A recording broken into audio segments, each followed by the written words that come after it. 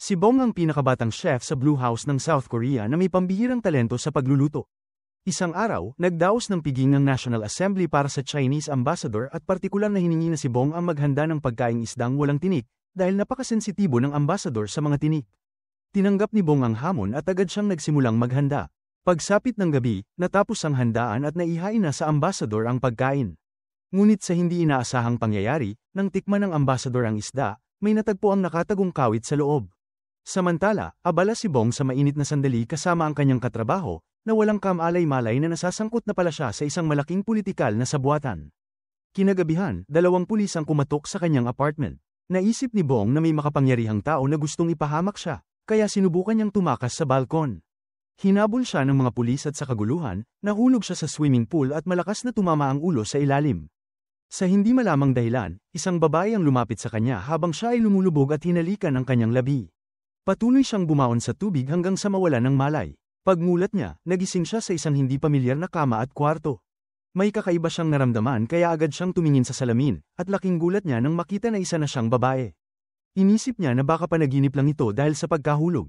Tahimik siyang lumabas ng silid para alamin ang nangyari. Sa kanyang pagkabigla, sinalubong siya ng mga babae sa labas na yumuyuko at tinatawag siyang Your Highness. Nagmadali siyang lumabas ng gusali ngunit bigla niyang naramdaman ang kakaiba sa kanyang katawan. Noon niya lang napagtanto na nawala ang kanyang pagkakalalaki. Sa una, inisip niyang biktima siya ng human trafficking at sumailalim sa operasyon. Ngunit nang suriin niya ang paligid, napagtanto niyang nakalipas na panahon na pala siya napadpad. Dinala siya pabalik sa palasyo at doon niya nalaman mula sa isang alila na taong 1851 na at panahon ng Joseon Dynasty. Siya ngayon ay nasa katawan ng isang maharlikang babae na nagngangalang So Young. Ipinaliwanag ng alila na matapos ang isang aksidente, natagpuan ang katawan ni So Young na lumulutang sa lawa, pero agad siyang nailigtas ng mga bantay. Naisip ni Bong na baka nagpalit sila ng kaluluwa sa pamamagitan ng tubig, at ang tanging paraan para makabalik ay ang parehong lawa. Agad siyang nagtungo roon ngunit sa pagmamadali ay nadapa siya at bumagsak sa putikan. Doon sinabi ng alila na iniutos ng Grand Queen Dowager na ipahigop ang tubig ng lawa para wala nang muling malaglag dito. Mas lalo siyang nayanig nang malaman niyang ikakasal si So Young kay Haring Chaljong at magiging reyna. Lubos siyang nawala ng pag-asa. Hindi lang siya naging babae, kundi mapipilitan pa siyang magpakasal sa isang estrangherong hari. Sa sobrang pagkadismaya, lumapit si Bong sa hari at hiniling na ipautos nitong muling punuin ang lawa. Ngunit tumanggi si Haring Chaljong dahil isa lamang siyang hari na walang tunay na kapangyarihan at hindi niya kayang suwayin ang Grand Queen Dowager. Imbes, nagreklamo pa ang hari tungkol sa kakaibang amoy ng reyna at iniutos sa mga alila na ibalik siya sa palasyo para maligo. Hindi pa rin sumuko si Bong. Sinubukan niyang isawsaw ang sarili sa kahit anong mapagkukunan ng tubig, kahit sa balde ng panglinis sa sahig. Ngunit wala ring nangyari. Sa huli, inamin niya sa hari na isa siyang lalaking mula sa 200 taon sa hinaharap, sa Republika ng Korea. Pinaniwalaan siya ng hari na may sakit sa pag-iisip at nangakong gagawin ng lahat para siya ay gumaling. Ang mga lingkod ay nainggit sa tila malambing na pagsasama ng mag-asawa, pero si Bong ay labis na nadidiri dahil wala siyang interes sa kapwa lalaki. Pagbalik sa palasyo, tiniis niya ang masakit na gamutan ng royal physician. Dahil wala siyang matakasan, napilitan siyang tanggapin ang kanyang kapalaran bilang reyna. Ilang araw ang lumipas at dumating na ang araw ng kasal. Hindi inakala ni Bong na ganoon kahirap ang kasalan noong sinaunang panahon. Kailangan niyang magsuot ng mabigat na kasuotang pangmaharlika at koro ng mibigat na halos 20 libra. Habang nagsisimula ang seremonya, magkasabay na lumakad sa pulang carpet ang hari at ang reyna. Sa sandaling yun, bahagyang ngumiti si Bong ng palihim. Tinanggal niya ang kanyang breast wrap at siya ang naging unang babae sa Joseon na walang suot na panloob. Sa tulong ng kanyang alila, nakumpleto pa rin niya ang lahat ng ritual sa kasal. Akala niya makakapahinga na siya, pero pinaalalahanan siya ng alila na kailangan niyang magkaanak agad para sa lahi ng maharlika. Nangangahulugan ito na ngayong gabi, dapat silang magtalik ng hari. Nabigla si Bong sa balita. Sinubukan niyang painumin ng alak ang hari para malasing, ngunit walang interes si Chaljong at binalaan pa siyang huwag lumapit. Pinaghinalaan ni Bong na niloloko siya, kaya tinali niya ng mahigpit ang kanyang kasuotan. Pero bago pa siya makatulog, kinuha ng hari ang lahat ng kumot para sa sarili nito, at napilitan si Bong na magpalipas ng gabi sa malamig na sahig. Kinabukasan, nagulat siya nang makita na natanggal ang kanyang damit kahit wala siyang maalala sa nangyari kagabi. Agad niyang hinanap ang hari upang alamin ang totoo. Sinabi ni Chaljong na nagkaroon sila ng masayang gabi at nagbiro pa na baka magkabibi na sila. Hindi makapaniwala si Bong at sinubukan pang paaminin ng hari, ngunit iginiit nitong ang hari ay hindi kailanman nagsisinungaling. Nakita ni Bong ang seryosong mukha ng hari at siya ay kinabahan. Para maibalik ang kanyang pagkalalaki, nagbihis siya ng panglalaki at nagtungo sa sikat na Red Light District. Dahil sa sobrang kalasingan, nakalimutan niya ang kanyang pagkatao at napadpad sa banyo ng mga lalaki.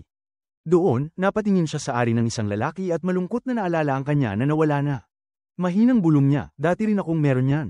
At tuluyan siyang napaiyak, sabay sabi ng huling palm sa kanyang dating katauhan. Samantala, palihim ding lumabas ng palasyo si Haring Chaljong upang makipagpulong sa kanyang pinagkakatiwalaang mga tauhan. Doon niya sinimulan ng plano kung paano mababawi ang kapangyarihan mula sa Grand Queen Dowager. Biglang pumasok ang lasing na si Bong. Sa likod ng mga kortina, nakakita siya ng malabong figure na pamilyar sa kanya, at agad na tumindi ang tensyon. Sa parehong sandali, tumunog ang kampana ng oras. Kinakailangan na niyang bumalik sa palasyo bago tuluyang maisara ang mga tarangkahan. Dahil sa takot na baka narinig ni Bong ang kanilang sikreto, tinangka siyang patayin ni Chaljong. Ngunit hindi natakot si Bong at ipinagyabang pa na galing siya sa Special Forces. Biglang lumipad ang isang matalim na espada at napunit ang takip sa mukha ni Chaljong. Para hindi mabunyag, mabilis siyang nakatakas. Ang umatake pala ay si Inwoo, ang pinsan ni Soyong. Ngunit si Inwoo ay ampun lamang, dahilan kung bakit naging alanganin ang kanilang unang pagkikita sa banyo ng mga lalaki. Tinulungan niyang makabalik sa palasyo ang lasing na si Bong at iniutos sa alila na alagaan siya. Naalala ni Inwoo na bago pa man ang kasal, nakita niya si Soyong na nagtatago, takot na takot bumalik sa palasyo. Umiyak ito at sinabing pawang kasinungalingan ang lahat. Doon niya ito pinatahan at sinamantala ang pagkakataon para ipahayag ang kanyang damdamin. Nauwi yun sa isang halik. Kinabukasan, nagising si Bong na may matinding hangover. Inalok siya ng alila ng pagkain, ngunit nandidiri siya sa madulas na ulam kaya inutusan ng royal chef na magluto ng instant noodles. Nalito ang chef sa salitang yun ngunit sinubukan pa rin niyang sundan ang utos. Ilang ulit siyang nagluto, ngunit hindi pa rin nasiyahan si Bong. Ang unang bersyon ay sobrang healthy, ang kasunod naman ay masyadong matabang o kaya naman sobrang anghang. Sa huli, nainis ang chef at sumigaw na hindi na niya ito gagawin. Ayaw nang mag-aksaya ng oras, nagpasya si Bong na siya na mismo ang magluto. Ginamit niya ang kanyang kasanayan at mabilis na naghanda ng gulay na pinutol ng perpekto. Sa huli, nakagawa siya ng masarap na instant noodles. Bumalik siya sa kanyang silid at kinain ito kasama ang kanyang tapat na alila. Samantala, sa kusina, lihim na humanga ang royal chef sa galing niya ngunit kumbinsido pa rin na hindi masarap ang niluto. Kaya tikim siya ng tira sa palayok, at laking gulat niya nang malamang napakasarap pala nito. Makalipas ang ilang sandali, muling bumisita si Inwoo para sa kanyang iniibig. Gusto niyang malaman kung sino ang nagtulak kay Soyong sa lawa noong gabing yon. Nalito si Bong at napilitang magsinungaling, sinabing wala siyang maalala. Nadismaya si Inwoo dahil ibig sabihin nakalimutan na nito ang kanilang halik. Ngunit hindi niya ipinakita ang sakit at nangakong poprotektahan siya. Noon lamang napagtanto ni Bong na nasa palasyo siya na punong-puno ng intriga at panlilinlang. Hindi ito oras para maglibang. Dahil hindi niya alam kung paano sisimulan ang investigasyon, nagpasya si Bong na gamitin ang kanyang talento sa pagluluto para makontrol ang mga tao. Una niyang target ang Grand Queen Dowager na siyang nag-utos na ipahigop ang tubig sa lawa. Ngunit hamarang ang naiinggit na royal chef na ayaw ipaubaya ang kanyang kapangyarihan, at tinutulan nito ang kagustuhan ni Bong na inspeksyonin ang pagkain ng Grand Queen Dowager. Galit na galit si Bong kaya hinamon niya ang royal chef para patunayan ang kanyang galing sa pagluluto. Sa una, binaliwala siya ng chef, pero nang kutsain siya ni Bong, agad niyang tinanggap ang hamon. Tumunog ang kampana bilang senyales ng pagsisimula ng paligsahan. Kinuha ng chef ang kutsilyo at buong lakas na hiniwa ang carrot. Ngunit mas mabilis si Bong na walang kahirap-hirap na hiniwa ang pipino. Makalipas ang ilang minuto, natapos agad ni Bong ang kanyang putahe. Siya ang unang tumunog ng kampana at idineklarang panalo. Nagalit ang chef at sinabing sa pagluluto, hindi lang bilis ang mahalaga kundi ang lasa. Kumpiyansang sumang-ayon si Bong at hiniling sa Royal Culinary Inspector na tikman ang dalawang putahe. Nabighani ang inspector sa luto ni Bong at tinawag itong pambihirang delicacy. Hindi lang natalo ang chef, kundi nawala rin ang kanyang autoridad. Sa sobrang pagkadismaya, napaiyak ito, habang mariing idineklara ni Bong na siya na ang mamumuno sa buong Royal Kitchen. Gamit ang kanyang bagong posisyon, sinuri niya ang pagkain ng Grand Queen Dowager. Napansin niyang puro malamig at matitigas na pagkain ang natira, kaya pinaghinalaan niyang may problema ito sa ngipin. Agad siyang nakaisip ng plano. Inutusan niya ang mga chef na gumawa ng mas maayos na oven, at ipinagutos sa mga alila na dalhin ang lahat ng langis sa palasyo. Ibinuhos niya ang lahat ng iyon sa isang malaking palayok. Nabigla ang lahat dahil ang langis na iyon ay nakalaan para sa buong taon. Ngunit hindi yun alintana ni Bong dahil ang mahalaga ay makagawa siya ng masarap na putahe. Inihanda niya ang karne ng baka at niluto ito sa langis sa mababang init buong magdamag. Sunod niyang hiwain ang isda at inilagay ito sa tray na puno ng asin bago ipinasok sa pugon na may uling. Habang pinagmamasdan siya ng chef, naawa ito sa mga bihirang sangkap na ginagamit niya. Ngunit hindi natinag si Bong at buong gabi niyang binantayan ang pugon upang masigurado ang tamang init. Sa kabutihang palad, nagbunga ang lahat ng kanyang pagsisikap. Inihain niya ang pagkain na nakaplate ayon sa Mike Halen standards at iniharap ito sa Grand Queen Dowager. Subalit sa oras na yun, wala itong gana kumain dahil sa kanyang sakit sa ngipin. Nang malaman ng Grand Queen Dowager na buong magdamag naghanda ang reyna, nagpa siya itong tikman ang pagkain. Habang kabadong naghihintay si Bong, lumabas ang Grand Queen Dowager na tila galit. Inakala ni Bong na nabigo siya, ngunit sa kanyang gulat, pinuri siya ng labis. Sinabi pa ng Grand Queen Dowager na ang mga pagkain ito ay makatutulong sa kalusugan at kabataan, at nag-alok pang araw-araw na siya mismo ang pagsisilbihan ng reyna. Dahil sa tuwa, agad niyang ipinag-utos na muling punuin ang lawa. Ngunit dahil nasa ika-19 na siglo pa lamang sila, walang makabagong kagamitan para mabilis na matapos ang trabaho. Dahil walang makabagong kagamitan, mano-mano lamang nagdadala ng tubig ang mga alila gamit ang kahoy na bar aisles, kaya napakabagal ng proseso. Naiinis si Bong at agad nakaisip ng bagong paraan. Inutusan niya ang bawat alila na manatili sa isang pwesto at ipasa na lang ang bar aisles mula isa hanggang sa susunod. Mas naging mabilis at magaan ang gawain, kaya lahat ay natuwa. Habang nagtitiis sila sa mahabang proseso, si Bong naman ang nagbantay. Samantala, nais malaman ng hari kung alam ni Bong ang kanyang lihim. Kaya inimbita niya itong uminom ng jasmine tea. Ngunit nang maamoy ni Bong ang matapang na halimuyak, bigla niyang naalala ang nangyari noong gabing tinangka siyang patayin. Napagtanto niyang si Chol Jong ang assassin. Napuno ng takot ang kanyang mga mata dahil alam niyang lason ang tsaa. Ipinainom niya ito sa hari, ngunit laking gulat niya nang ipainom yun ni Chol Jong sa kanya, gamit ang kanyang bibig. Hindi nagtagal, nakaramdam siya ng pagkahilo, ngunit bigla niyang naalala na may ibang pangalan na binanggit ang hari habang natutulog, at napuno siya ng galit. Sinumbatan niya ito na handa itong patayin ng sariling asawa para lang sa ibang babae. Noon lamang napagtanto ni Chol Jong na wala talagang alam si Bong sa kanyang sikreto. Galit na galit si Bong at sinabing inaapi siya dahil mas mahina siya kaysa sa iba. Labis itong tumama sa damdamin ng hari. Napahiya siya at tumakas, naisip na inatake niya ang pinakamahinang reyna dahil wala siyang lakas ng loob harapin ang mas makapangyarihan. Nangako siyang hindi na muling gagamit ng maruming paraan at haharapin na lang ng harapan ang kanyang mga kaaway. Samantala, wala nang nais si Bong kundi makabalik sa kasalukuyang panahon. Ngunit ilang araw na ang lumipas, hindi pa rin napupuno ang lawa. Pinaghinalaan niyang tamad ang mga alila kapag walang nagbabantay, kaya siya na mismo ang tumutok sa trabaho. Dahil sa matinding init, inutusan niya ang kanyang alila na ipagawa sa chef ang isang malamig na inumin. Punong-puno ng kumpiyansa ang chef at ipinakita ang kanyang galing. Tuwang-tuwa si Bong at ipinahanda pa niya ito para sa lahat ng nagtatrabahong alila. Lahat sila ay labis na nagpasalamat sa reyna, maliban sa chef na nadismaya dahil natalo na naman siya. Para malibang, dinalhan si Bong ng sutla para magberda. Ngunit dahil hindi siya marunong, ginamit niya ito para maglaro ng mga modernong laro. Habang naghahanap ng mas matibay na sinulid, natagpuan niya ang isang pagbuberde ni So Young. Nakasaad doon ang malungkot na damdamin ni So Young bago siya mahulog sa lawa. Doon naintindihan ni Bong na nagpakamatay si So Young at iyon ang kanyang huling liham. Samantala, sa sobrang dami ng tubig na kinuha ng mga alila, natuyo na ang balon. Wala silang magawa kundi umupo na lamang sa lupa. Nang gabi, bumalik si Bong upang tingnan ang lawa at nalaman niyang ubos na ang tubig mula sa balon. Plano sana niyang sukatin ang lalim ng lawa, ngunit pinigilan siya ng mga alila dahil nag-aalala silang magpapakamatay siyang muli. Kaya inutusan niya ang isang alila na kasing tangkad niya na lamusong sa tubig. Sa kasamaang palad, hindi sapat ang lalim ng lawa upang malubog ang katawan, kaya hindi pa rin siya makakabalik sa kasalukuyan. Dahil dito, ipinagpatuloy na lang ni Bong ang pagluluto ng masasarap na pagkain para sa Grand Queen Dowager upang mas lalo siyang mapalapit dito. Una, ibinuhos niya ang lahat ng mahalagang gatas sa isang palayok, idinagdag ang tamang sangkap at paminsan-minsan ay tinikman ang halo. Sunod niyang inilagay ng maingat ang mga bola ng patatas sa palayok upang dahan-daang maluto. Sa pagplate, pinalamutian ni Bong ang ulam ng sariwang mga bulaklak upang magmukhang mas marangya. Nasiyahan siya sa resulta at personal niyang inihain ng putahe sa Grand Queen Dowager. Nagustuhan ng Grand Queen Dowager ang pagkain, ngunit binanggit na hindi ito perpekto dahil medyo lumamig at tumigas. May tumalsik ding lugaw sa pinggan kaya naapektuhan ang itsura. Nalungkot si Bong at bumalik sa palasyo ng mabigat ang dibdib. Habang nasa palanquin, paulit-ulit niyang iniisip ang problema hanggang sa makaisip ng isang matalinong ideya. Nagtahi siya ng isang pirasong tela at inutusan ang kanyang alila na dalhin ito kasama ang mga tagubilin sa mga Royal Engineers. Sa pamumuno ni Bong, nagpatayo ang mga engineer ng isang food delivery palanquin. Sunod, naghanda siya ng serye ng masasarap na pagkain at pinagamit ang bagong disenyo ng palanquin upang ihatid ang mga ito.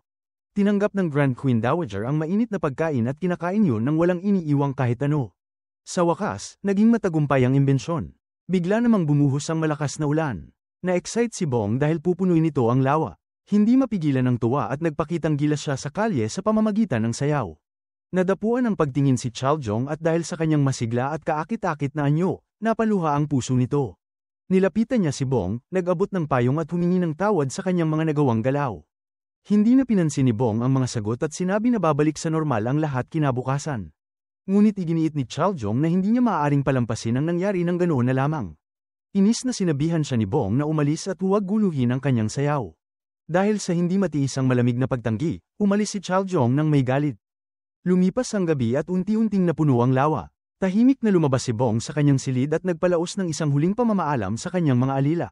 Naglakad siya patungo sa pampang ng may pag-asa, at iginuhit ang kanyang pangalan sa isang bato. Walang pag-aatubiling sumisid siya sa lawa at naramdaman ng masakit na unti-unting paninikip ng paghinga. Dito nagsipaghagilap si Chaljong at tumakbo upang iligtas siya. Matapos ang paghihiwalay, naalala ni Chaljong ang kakaibang kilos ng reyna at biglang naalala na posibleng susubukan nitong magpakamatay na muli ngayong gabi. Nag-alimpuyo siya at nagtungo sa lawa kung saan natagpuan nga ang mga gamit ng reyna. Mahina na kumaway si Bong, pinapahiwatig sa kanya na umalis muna dahil natatakot siyang masira ang kanyang plano. Ngunit inisip ni Chaljong na nahihirapan siya at buong puso niyang hinila palabas sa tubig. Dahil hindi maipaliwanag, sinubukan ni Bong na muling sumisid. Mabilis na pinigilan siya ni Chaljong at nangakong susunod sa lahat ng kahilingan niya sa hinaharap. Habang nagkakabaluktot, dumating ang mga alila upang dalhin ang reyna palayo, at napatingin si Chaljong sa hairpin na naiwan, malalim ang isip. Pagkatapos ng mga pangyayari, napagtanto ni Bong na ang dahilan ng kanyang matagumpay na pag-time travel ay dahil muntik na siyang mamatay, ngunit natatakot siyang kung susubukan niya muli ay maaari na siyang tunay na mamatay. Kaya nagpasya siyang maghanap ng mas ligtas at payapang paraan pabalik sa kasalukuyan. Inayos ni Bong ang silid na may nakakakilabot na pulang liwanag, sinusubukang tumawag ng isang Diyos upang makatulong sa kanyang problema. Ngunit biglang bumukas ang pinto dahil sa kanyang alila at nahinto ang ginagawa niyang kalokohan. Naiinis, nagpasya siyang pumunta sa lawa para maghanap ng mga palatandaan. Pinaghinalaan niyang nasa loob din ng kanyang katawan ang kaluluwa ni Soyong, at nagsimulang mag-imbento sa isipan na nilalandi nito ang mga lalaki kung saan-saan. Halos mabaliw siya sa ideya at tinangkang saktan ang katawan ni Soyong upang pilitin itong bumalik, ngunit hindi pa rin ito gumana. Samantala, nagsama-sama ang mga opisyal at nagpetisyon sa hari na tanggalin ang reyna. Inakusahan nila ito ng paulit-ulit na tangkang pagpapakamatay at sinabing hindi siya karapat-dapat maging ina ng bansa. Laking gulat nila nang agad na ipagtanggol ni Chaljong ang reyna at mariing tinanggihan ang kahilingan nila. Pagkatapos ng pagpupulong, hinanap ni Chaljong si Bong at lumuhad sa harap niya upang humingi ng tawad. Inamin niyang matagal nang hawak ng pamilya nito ang kanyang buhay at hindi niya napansin na si Bong ay inosente ring nilalang na patuloy na naghihirap sa mundong yon. Nangako siyang mula ngayon ay pakikitunguhan siya ng may sinseridad. Ang biglaang pagtatapat ay lubos na nakaapekto kay Bong at dali-dali siyang tumakbo palayo. Upang mapabuti ang kanyang imahe, kumuha siya ng grupo ng madaldal na mga tagabuhat ng palankuan upang kumalat ang magagandang tsismis tungkol sa kanya. Pagkatapos, nagtuon siya sa kanyang delivery business at nagsagawa ng isang seremonya. Sa oras na yun, nagpadala ang hari ng isang mahalagang paso na may kasamang liham na nagsasabing ito ay alaala ng araw ng kanilang pagkakasundo. Sa halip na matuwa, nakaramdam ng pagkahilo si Bong. Mas nanaisin na niyang ituon ng pansin sa kanyang karera at maging kasing dakila ni na Edison o Steve Jobs. Ang ideyang ito ang biglang nagbigay sa kanya ng matibay na kagustuhan na mabuhay. Ngunit sa susunod na sandali, bumagsak siya sa lupa at nadiskubre ng chef na tumigil na ang kanyang paghinga. Sa kasalukuyan, tinanggal ng isang tao ang oxygen mask ni Bong at huminto ang tibok ng kanyang puso. Mabuti na lamang at sa desperadong pagsisikap ng doktor, muling bumalik hindi lang ang kanyang buhay kundi pati ang kanyang kaluluwa. Ngunit gaano man siya sumigaw, wala ni isa ang nakakarinig. Narinig niya ang doktor na nagsabing siya ay nasa vegetative state, bagay na nagdala sa kanya sa matinding kawalan ng pag-asa. Kalaunan, nalaman ni Bong mula sa pulisya na isinisi sa kanya ang lahat, at ang tunay na salarin ay si Secretary Han, na kamakailan lamang ay nagtangkang pumatay sa kanya. Samantala, nang marinig ni Chaljong na bumagsak sa coma ang reyna, dali-dali siyang nagtungo sa royal kitchen. Matapos ang pagsusuri, sinabi ng royal physician na nasa kritikal na kondisyon ang reyna. Agad na nagutos si Chaljong na iligtas siya anuman ang mangyari, at matapos itusok ang 108 pilak na karayom, napilitang bumalik si Bong sa taong 1851. Ngunit sa kabila ng ginhawang nadama ni Chaljong, muling nawala ng malay ang reyna. Habang nasa coma, paulit-ulit na tinatawag ni Bong ang kanyang ina. Inisip ni Chaljong na labis niyang namimiss ang yumaong ina at agad siyang nagpadala ng palanquan upang dalhin siya sa kanilang tahanan. Kinabukasan, nang magising si Bong, tinangka niyang hawakan ang kanyang saging ngunit, gaya ng inaasahan, ito ay nawala na.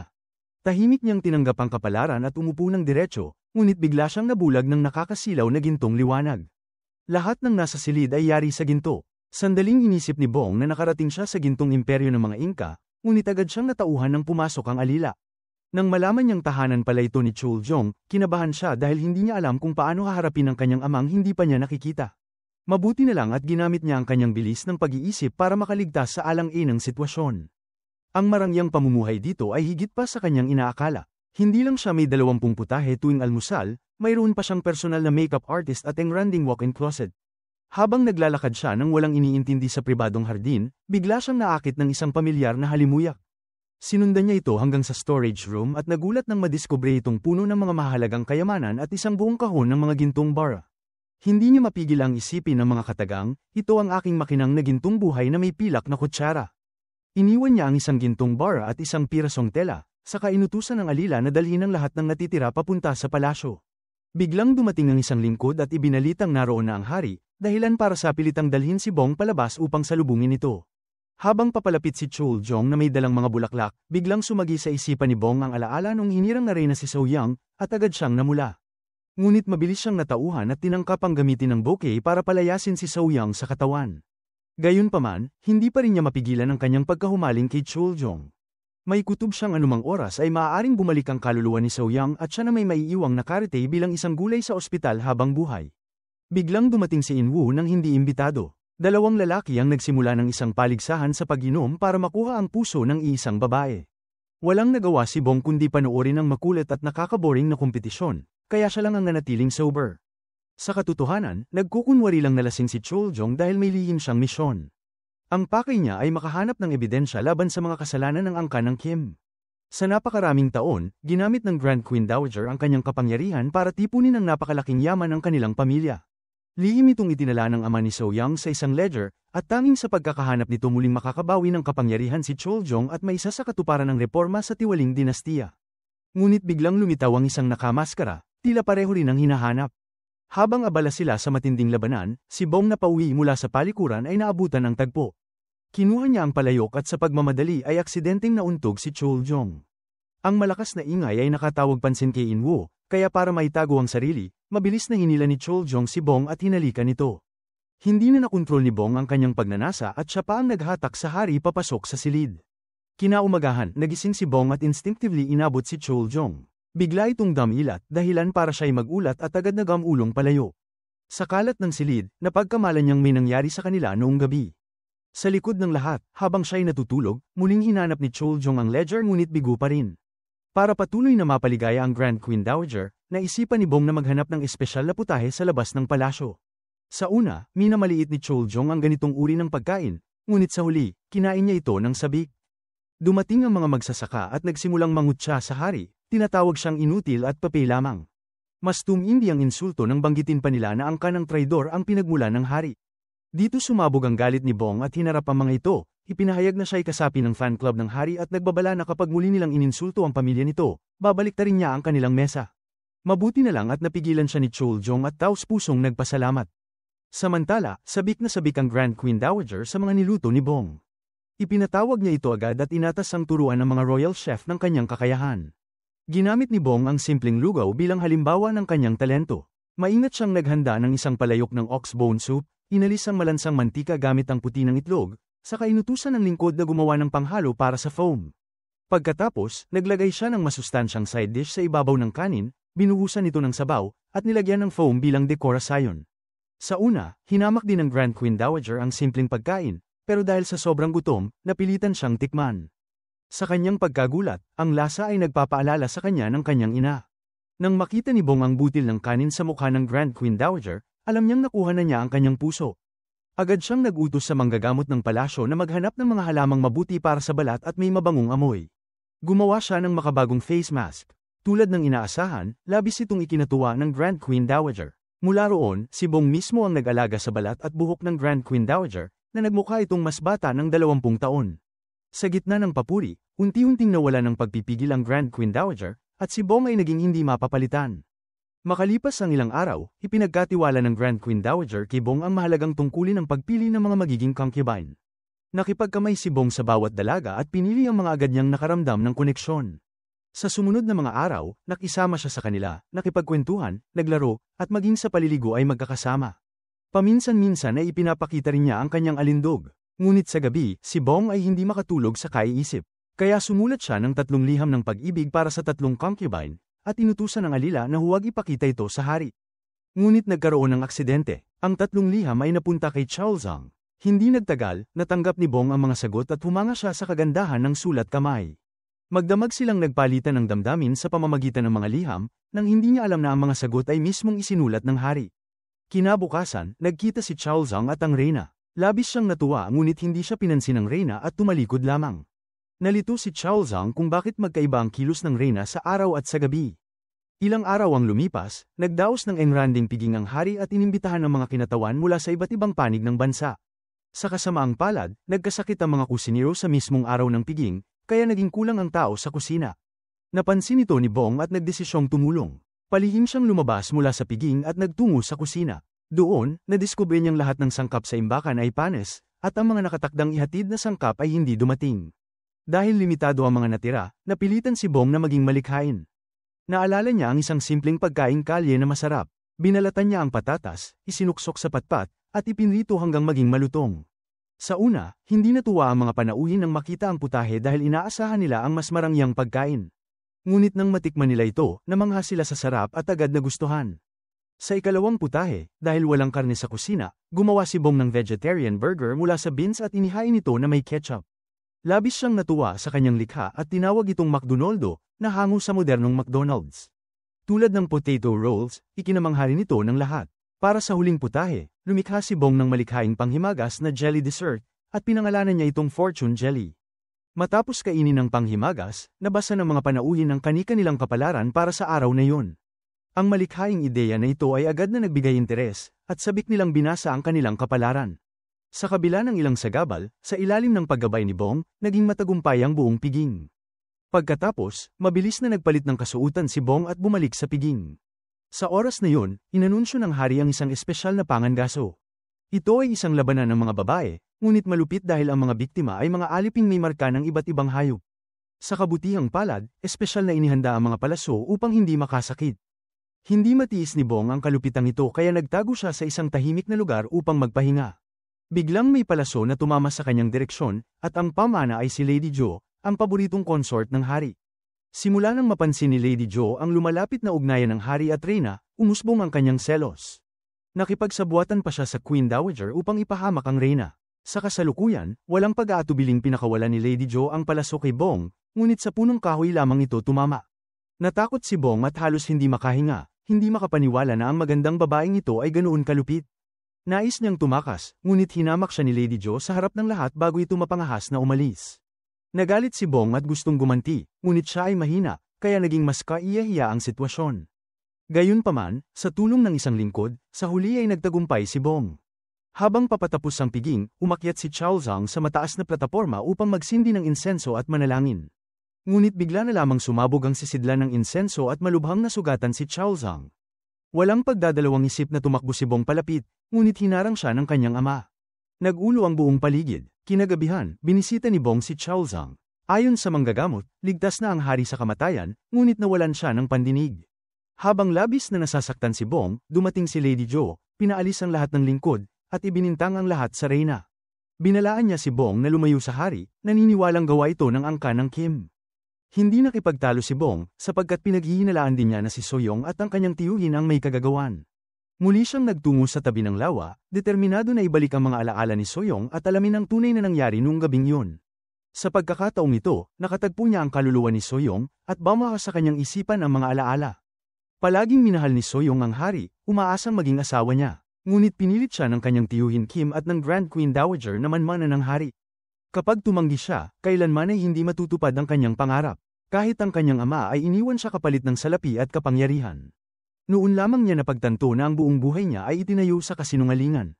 Nang malaman ni Bong ang katotohanan, pinilit niyang makalutang patungong Pampang at napagtanto na ang buong palasyo ang siyang pumatay kay Soyong. Kinabukasan, personal na pinangunahan ng Grand Queen Dowager ang pagpupulong sa korte, ngunit sa pagkabigla ng lahat, biglang nagising ang walang malay na hari. Napag-alaman na matagal nang natuklasan ni Choljong na ang angka ng Kim ay palihim na gumagawa at nagbebenta ng mga pampasabog, kaya sinadya niyang planuhin ang pagsabog. Hayagan niyang pinarusahan ang angka ng Kim at inutos na bumaba na ang Grand Queen Dowager sa kanyang pamumuno. Samantala, nang mabalitaan ni Bong na nagising na ang hari, napaluha siya sa tuwa. Pilit niyang nilasing ang sarili dahil nahihirapan siyang humarap kay Chuljong nang siya ay malinaw ang isip. Kalaunan, dinala siya ng alila pabalik sa kanyang silid. Habang nire-review ni Chuljong ang menu ng piging, napagtanto niyang ang reyna ang tumulong sa kanya sa lahat. Hindi na siya makapaghintay na makita ito. Ngunit dahil lasing, inakala ni Bong na siya ay kanyang alila at nagdaan sila sa isang gabi ng matinding pagsasama. Kinabukasan, nagising si Bong na puno ng takot at panghihinayang, pakiramdam niya ay nakagawa siya ng malaking pagkakamali.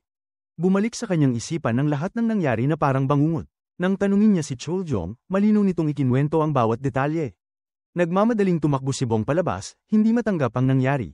Lalong nabigla siya nang mapagtanto na imbes na mandiri, unti-unti niya itong nagugustuhan. Naniniwala siyang ang kaluluwa ni Sohyang ang siyang kumontrol sa katawan kagabi, kaya sinimulan niyang iwasan ang anumang ugnayan kay Chuljong. Upang muling mahanap ang kanyang sarili, nagpasya si Bong na makipagkita sa kanyang minamahal na patuloy na nagpapadala ng mga liham. Ngunit muli, ang sulat ay napunta sa hari. Nang sila'y magkaharap, natakot si Bong hanggang sa basahin ni Chuljong ang tulang isinulat niya, at doon niya napagtanto na mali lamang ang pagkakadala ng sulat. Sa galit, hinampas niya ang dibdib ng hari, itinatanong kung bakit palagi itong lumilitaw kahit sa kanyang panaginip. Sa halip, natuwa si Chuljong at mahigpit siyang niyakap, dahilan upang bumilis ang tibok ng puso ni Bong. Mula roon, napuno siya ng pagdududa sa sarili. Sa mga sumunod na araw, inimbitahan siya ng Grand Queen Dowager upang tikman ang pagkain. Ngunit bago niya malasahan ng inumin, biglang lumitaw ang isang batang babae at binato siya ng bato. Agad dumating si Chuljong at nagtanong kung ayos lang siya, habang ipinakulong naman ng Grand Queen Dowager ang bata. Kalaunan, ipinaalam ni Chuljong kay Bong na may lason ang inumin niya. Ipinapakita nito na sinadya ng Queen Dowager na ipahamak siya at sirain ang relasyon nila ng Grand Queen Dowager. Doon niya napagtanto na ang batang babae ang tunay na nagligtas sa kanya, kaya nakiusap siya kay Chuljong na iligtas ito. Kinagabihan, palihim na nagtungo si Bong sa piitan at nangakong patutunayan ang pagiging inosente ng bata. Ngunit bago pa siya makagawa ng paraan, pinilit na painumin ng lason ang bata. Huli na nang dumating si Bong. Nais sana niyang singilin ng hustisya para sa bata, ngunit pinigilan siya ni Chuljong. Doon niya ibinuhos ang kanyang galit, ngunit tumalikod lamang ang hari at nagbigay ng espesyal na senadoryas. Naalala ni Bong na yun ay kanilang lihim na simbolo na nangangahulugang peke lamang ang lahat. Agad niyang naunawaan ang mensahe, kaya ipinagpatuloy niya ang kanyang pagpapakitang gilas, umiyak habang yakap ang katawan ng bata. Kinagabihan, palihim na kinuha ng mga bantay ng hari ang batang babae. Mula roon, nagsimulang magnilay si Bong sa lahat ng mga nangyari nitong mga nagdaang araw. Dumating ang kanyang ama upang bumisita at nagbigay ng mga karagdagang pahiwatig. Sa wakas, naisaayos ni Bong ang tatlong posibleng sospek na maaaring may balak na patayin siya. Para sa magarang paghihiganti, nagsuot siya ng pinakamagandang kasuotang pandigma, na para bang mula sa Devil Wears Prada. Sa unang laban, inialok ni Bong ang isang pamilyar na inumin sa Grand Queen Dowager at pinilit itong tikman. Ngunit dahil sa takot na baka ito'y may lason, nagsinungaling ang Grand Queen Dowager at sinabing hindi siya nauuhaw. Nakita ito ni Bong, kaya ininom niya ang lahat ng sabay-sabay at pinaalalahanan nitong mag-ingat sa lahat ng kanyang kakainin, iinumin, at gagamitin mula ngayon. Sa ikalawang laban, lantaran niyang ibinunyag na alam niya ang ginawa ng Queen Dowager upang ipahamak siya. Tinuligsa niya ito sa sobrang kalupitan na dahilan kung bakit maagang nawala ang kanyang anak. Pagkatapos ay itinapon niya ang insenso sa altar at binalaan ng Queen Dowager na huwag siyang uulitin pang galitin. Nagngit-ngit ang Queen Dowager sa kanyang kawalang galang, ngunit wala itong magawa.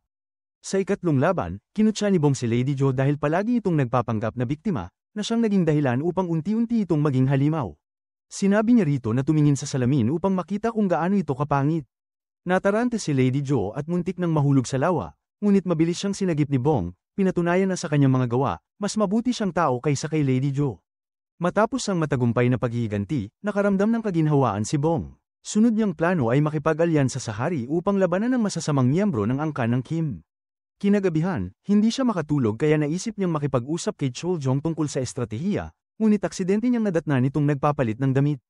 Bumilis ang tibok ng kanyang puso kaya dali-dali siyang umalis. Pagkaraan, bumalik siya dala ang isang mangkok ng instant noodles, hindi mapigilan ang kanyang pagnanasa. Ngunit hindi naunawaan ni Chuljong ang kanyang pahiwatig at tiningnan lang siya nang nagtataka. Walang nagawa si Bong kundi kainin ang masarap na instant noodles mag-isa, habang abala si Chuljong sa pagbabasa ng mga aklat pangmilitar upang bumuo ng isang malakas na hukbo. Alam ni Bong na hindi maaaring baguhin ang kasaysayan, ngunit buong tapang niyang sinabi na sila'y magtatagumpay dahil may nakatagong sandata siya. Kinabukasan, nagtungo siya sa lihim na hukbo ni Chuljong at itinuro kung paano gumawa ng granada at bulletproof vest. Ibinahagi rin niya ang mga paraan ng pagsasanay para sa Special Forces at tinulungan si Chuljong na magtatag ng bagong konstitusyon. Makalipas ang ilang araw, nakatanggap si Bong ng balitang may sakit ang kanyang ama kaya agad siyang umuwi. Labis na nag-aalala ang kanyang ama para sa kanyang kaligtasan at nangakong gagawin ng lahat upang maprotektahan siya. Ngunit sinabi ni Bong na hindi malulutas ng pagtatago ang krisis. Hiniling niya sa kanyang ama na tulungan siyang labanan ng masasamang kaaway. Kinabukasan, ipinamahagi ng kanyang ama ang lahat ng pera at pagkain sa mahihirap at nagsulat ng talaan na maaaring maglantad ng mga kasalanan ng angkan ng Kim. Umaasa si Bong na magagamit niya ito upang hilingin kay Chuljong na patawarin ang buhay ng kanyang ama. Ipinangako ni Chuljong na hanggat tutulong ang kanyang ama sa pangangalap ng ebidensya, titiyakin niya ang kaligtasan nito. Ngunit sa gitna ng maayos na pag-usad ng kanilang plano, biglang natuklasan ni Bong na siya ay buntis. Ang hindi inaasahang balitang ito ay nagdala ng labis na tuwa sa lahat. Ngunit si Bong ay binalot ng matinding kawalan ng pag-asa. Hindi niya maisip na, bilang isang lalaki, mararanasan niya ang ganitong katawa-tawang kapalaran. Mas masahol pa, kailangan niyang gawin ang prenatal education araw-araw at hindi na siya maaaring kumain ng instant noodles o uminom ng alak. Hindi na niya kayang tiisin ang ganoong klaseng masakit na buhay at naupo siya sa sahig, umiiyak ng walang tigil. Nang marinig ni Chuljong ang balita, agad niyang dinala si Bong upang makapagpahinga. Nangako siyang wawakasan ang katiwalian sa Joseon para ang kanilang anak ay maayos na makapagmamana ng trono. Pagkarinig nito, biglang natauhan si Bong. Ang kanyang anak ang magiging susunod na hari, at siya ang magkakaroon ng kapangyarihan upang gawin ang anumang naisin niya. Dahil dito, masigla siyang bumalik sa palasyo at naghanda ng talaan para sa edukasyon ng kanyang dinadalang sanggol.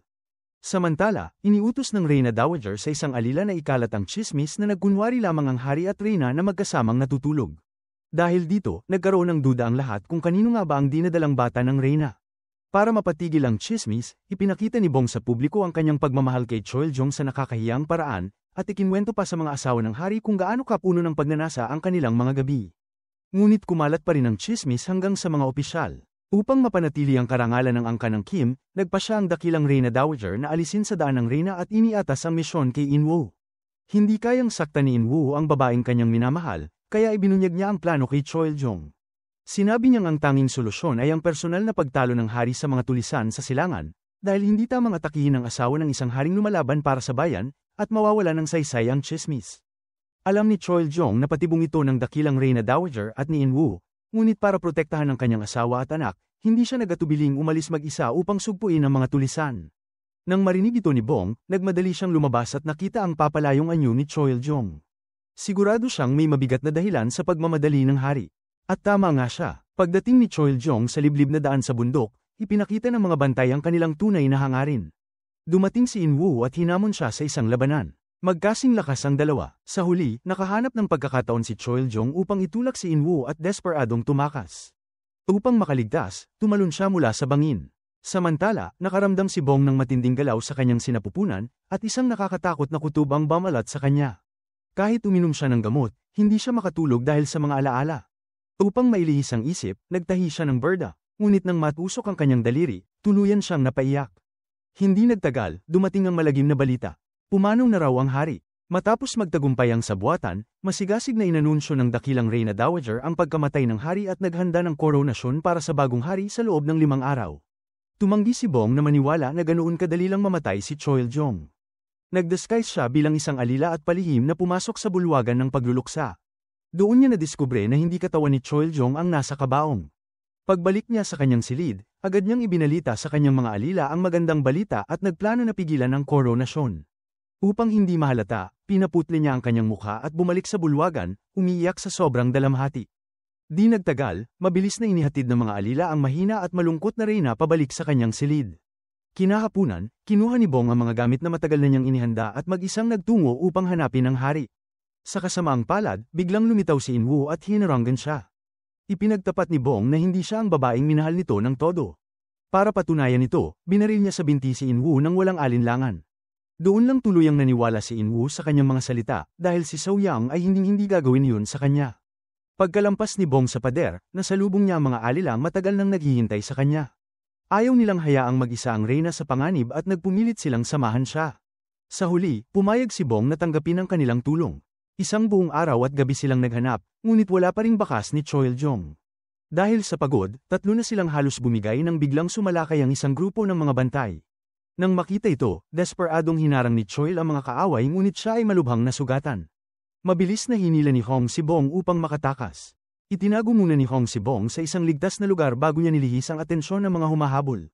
Habang hawak ni Bong ang kanyang pana, bigla niyang napansin si In-woo na nakatayo sa itaas niya. Nabigla siya at agad na tumakbo hanggang sa mahipit siya sa gilid ng bangin. Mahigpit na hinawakan ni In-woo ang kanyang leeg at pilit na inaalam kung sino ba talaga siya. Pilit na lumaban si Bong at tila determinado siyang patayin ito. Ngunit biglang pumasok sa isip ni In-woo ang alaala ni So Young na tinatawag ang kanyang pangalan. Nagbalik ang kanyang ulirat at itinapon si Bong palayo. Dumating agad ang mga bantay, at inilabas ni In-woo ang kanyang espada upang protektahan si Bong. Hindi maunawaan ni Bong kung bakit niya ito ginagawa, ngunit wala siyang pagpipilian kundi ang magtiwala. Habang sila'y tumatakas, biglang hamarang ang isang nakamaskarang mamamatay. Agad silang naglaban ng matindi. Sinubukan ng mamamatay na patayin ng reyna, ngunit malubhang nasugatan si In-woo sa kanyang pagprotekta. Sa galit, pinukul ni Bong ng bato ang mamamatay, saka mabilis na inalalayan si In-woo upang tumakas. Subalit patuloy ang pagdurugo ng sugat nito, at nawala na siya ng lakas. Ibinigay niya kay Bong ang isang sulat na naglalaman ng mga pangalan ng mga nagplano ng pagtataksil, at iniutos na gamitin ito para protektahan ang sarili. Ayaw siyang iwan ni Bong at sinubukang takpan ng dugo sa lupa, ngunit iginiit ni In-woo na umalis siya agad at huwag lumingon. Bigla namang muling sumugod ang mamamatay. Ginamit ni In-woo ang lahat ng natitirang lakas upang pigilan ito, ngunit sa kasamaang palad, siya ay namatay. Tuluyang gumuho si Bong sa nakita, ngunit wala siyang nagawa kundi tumakbo ng buong desperasyon. Sa kanyang huling sandali, muling bumalik sa isip ni In-woo ang mga alaala kay So Young. Labis niyang ninanais na muling mahawakan ang kanyang mukha, ngunit hindi na natupad. Samantala, nagtago si Bong sa likod ng isang malaking puno, pigil hininga. Naramdaman ng mamamatay na may tao roon at dahan-daang lumapit, ngunit hindi sa parehong puno. Noon lang nakahinga ng maluwag si Bong. Naglakad-lakad siya sa lambak na parang wala sa sarili, hindi alam kung saan pupunta. Biglang may unti-unting lumapit na ilaw ng sulo. Napaluhod siya sa lupa, handang magpasakop. Sa kabutihang palad, si Chaljong pala yun. Mahigpit niya itong niyakap sa tuwa, habang si Bong ay tuluyang napaiyak, ibinuhos ang lahat ng sakit. Ipinaliwanag ni Chaljong na nang mahulog siya mula sa bangin, isang mangingitlog ng halamang gamot ang nagligtas sa kanya. Natagpuan din nila ang mga alilang nakaligtas sa lambak. Sa huli, magkasama silang bumalik sa kanilang kampo. Masayang niyakap muna ni Bong si Hong, saka tinanong kung paano nakatakas si Choi. Ipinaliwanag ni Choi na hindi bihasa ang sundalong nakalaban at maswerte siyang nakaiwas sa malubhang sugat. Sa huli, nagsalo silang tatlo sa isang masayang yakapan. Kinabukasan, naakit si Bong sa ingay ng pagsasanay. Ipinaliwanag ni Chaljong na nakalap niya ang mga inaipang magsasaka at balak niyang lumaban kasama nila laban sa tiwaling dinastiya. Dahil bukas na ang koronasyon, pinag-usapan ng grupo kung paano sila makakabalik sa palasyo, at nagbigay si Bong ng perpektong ideya. Kailangang kumain ng sariwang pagkain araw-araw ang dakilang Reyna Balo, kaya may isang tarangkahan na laging bukas para sa mga sangkap. Dahil dito, agad nilang sinimulan ang plano. Sa kanilang paglalakbay, nadaanan ni Bong ang bangkay ni In-woo. Bilang paggalang sa kanyang sakripisyo, siya mismo ang naglibing dito. Pagkaraan, nakatagpo nila ang mga tanod ni Chaljong. Matapos magpahinga ng magdamag, nagpasya sina Bong at Chaljong na maunang bumalik sa palasyo. Huminto sila sa isang car itong may dalang sariwang pagkain at pinilit ang driver na itago sila sa loob. Samantala, iniabot ni Kim ang isang rifle sa kanyang tauhan at iniutos na barilin ng hari kapag nakita. Nang makarating ang kariton sa palasyo, agad itong pinigilan ni Kim na puno ng hinala. Matapos ang masusing pagsisiyasat, wala silang nakita, ngunit sinibat pa rin ni Kim ng espada ang kariton. Sa kabutihang palad, nasa ibang kariton nakatago sina Bong at Chaljong, kaya't ligtas silang nakapasok. Bigla namang sumabog ang isang bomba sa may pader. Nagpanik ang mga bantay, ngunit usok lamang pala ito. Sunod-sunod pang usok ang sumabog hanggang sa malubog sa kaguluhan ng buong paligid. Sinamantala ng grupo ang pagkakataon upang lusubin ang palasyo. Samantala, nagbihis sina Chaljong at Bong ng panlaban at nagtungo sa seremonya, ngunit hinarang sila ng mga bantay. Sa matinding labanan, mabilis na nakaiwas si Bong sa lumilipad na punyal at gumanti ng matalim na atake. Bigla namang tumunog ang kampana. Sa takot na may hindi inaasahang mangyari, pinabilis ng dakilang Reyna Balo ang koronasyon. Nabalisa si Chaljong, ngunit nanatiling kalmado si Bong dahil may nakahanda siyang reserbang plano. Habang papatapos na ang seremonya, nagpanik ang opisyal ng mapansing nawawala ang selyo ng hari. Lumabas na inutusan pala ni Bong ang kanyang nakababatang kapatid na nakawin ito bago sila umalis ng palasyo. Dahil hindi alam kung saan itatago, ibinigay ng kapatid ang selyo sa mga pinakamatapat na tanod ng hari na nakapiit. Habang abala ang lahat sa paghahanap, nakarating sina Chaljong at Bong sa labas ng bulwagan.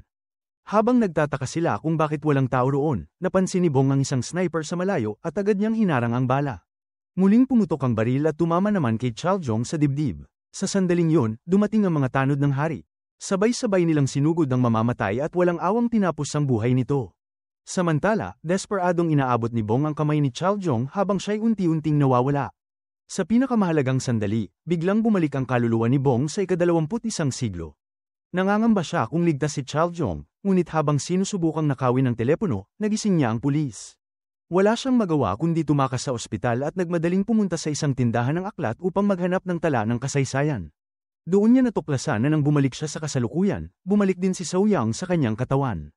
Sa kabutihang palad, nakasuot sila ng bulletproof vest kaya nakaligtas. Biglang sumugod si Kim dala ang kanyang espada, ngunit tinuhag ni So Young ang kanyang hita gamit ang palamuti sa buhok.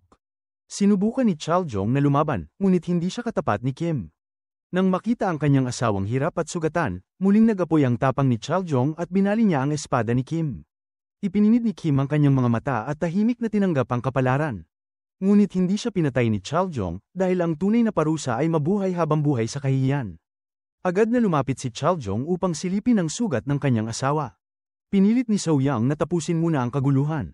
Dumating ang mga bantay dala ang selyo ng hari at nangakong poprotektahan ang reyna. Sa huli, sinalakay ni Chaljong ang bulwagan at muling nabawi ang kanyang trono. Sa kasamaang palad, nawala ng malay si So Young dahil sa labis na pagdurugo.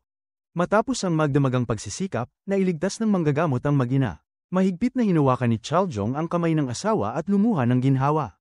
Di nagtagal, dinalaw ni So Young ang dakilang Reyna Balo at idineklara na tapos na ang kanyang panahon. Itatapon siya sa isang malayong palasyo upang mabulok sa habang-buhay na pagkakakulong. Sa sariling silid, hindi napigilan ni So Young na sumigaw ng malakas, dama ang sobrang gaan ng loob. Para sa kanya, napakasarap maglabas ng galit. Samantala, ikinulong din ng Reyna Balo dahil sa pagpapakalat ng maling tsismis laban sa Reyna. Ang mga tiwaling opisyal ay pinarusahan, at si Kim ay ipinagparada sa lansangan, kinundina ng taong bayan. Sa kasalukuyan, natuwa si Bong nang makita kung paanong mahusay namumuno si Chaljong sa bansa. Ngunit nang makita niya ang larawan ni Chaljong, biglang bumalik ang alaala ng mga biro at tawanan nila, at bumulusok ang kalungkutan. Biglang dumating ang mga pulis, kaya't kusa siyang tumakbo. Agad nilang ipinaliwanag na naroon sila para protektahan siya. Hindi nagtagal, lumabas ang balita na siya mismo ang nag-ulat ng katiwalian ni Secretary Han, dahilan upang siya'y atakihin at itapon sa lawa. Lumalabas na habang binabago niya ang kapalaran ni Chaljong, nabago rin ang kanya. Sa pagtatapos ng kwento, napanood ni Bong sa balita ang pagkakaaresto kay Secretary Han at tuluyang napagtanto ang isang katotohanan, kapag nagsikap kang baguhin ang iyong buhay, pati ang mundo sa paligid mo ay nagbabago rin. Kung nagustuhan mo ang aral sa istorya na to, huwag kalimutang mag-subscribe sa channel at pindutin ang notification bell para lagi kayong updated sa mga susunod nating uploads.